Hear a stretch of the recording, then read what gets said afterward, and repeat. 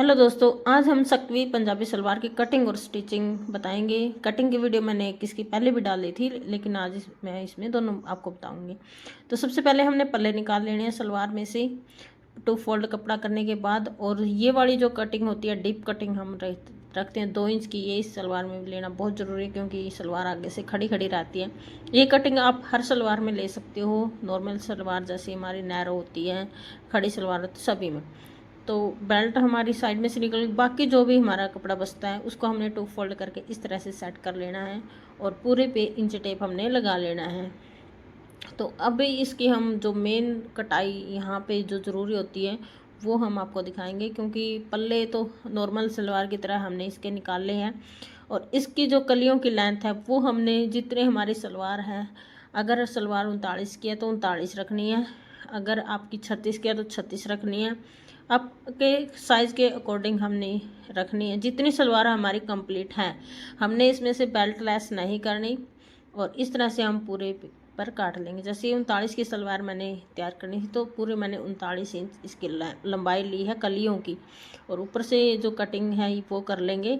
4 कलियां हमने इस तरह से कर लेनी है। आसन भी आपने पहले नहीं निकालना है।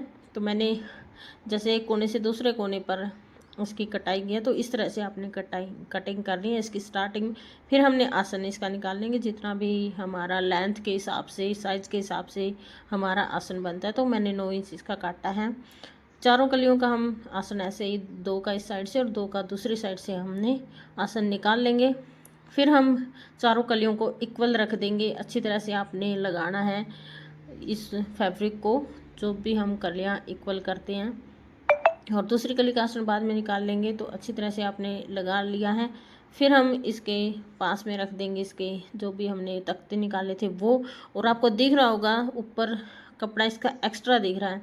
वो एक्स्ट्रा कपड़ा इतना ही है जितना हमने, जैसे कि पूरी सलवार की लेंथ ली है, 4 से 5 इंच कपड़ा एक्स्ट्रा होता है। और फिर उस कपड़े को हमने इस तरह से इंची टेप रख के तिरछी कटिंग हमने इसकी करनी है, जैसे कि हम धोती सलवार में करते हैं उसी की तरह सेम होती हैं। जहाँ पे भी हमारे पल्ले जुड़ेंगे वहाँ से हमने इक्वल रखना पल्ले के, और ऊपर की ओर हमने कटिंग कर देनी है। ये कटिंग कंप्लीट होने के बाद अब हम आते हैं बीच वाली जो कटिंग होती है हमारी, वो उसको हम माप लेंगे। फिर उसका हाफ करेंगे, जितना भी आपका बनता है उसका आपने हाफ करना है। और 2.5 से 3 इंच डीप में एक निशान लगा देना बीच में। और फिर हम लेंगे सेफर पट्टी। तो सेफर पट्टी से इस निशान तक हम गुड़ाई में पूरे पे इसको इस तरह से मेजरमेंट कर लेंगे, चौक के साथ निशान लगा लेंगे। और उसी के ऊपर से हमने इसकी कटिंग करनी है। स्टिचिंग इसकी ज़्यादा नहीं है, नॉर्मल सलवार की तरह ही होगी।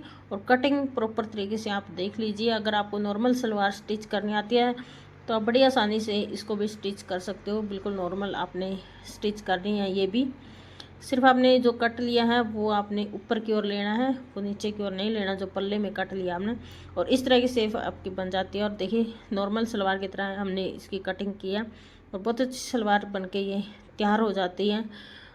कटिंग की वीडियो मैंने एक और डाल रखी है इसकी। अगर आपको अभी भी समझ में नहीं आ रहा है तो आप हमें कमेंट करके बता दीजिए, हम दोबारा से आपको बता देंगे।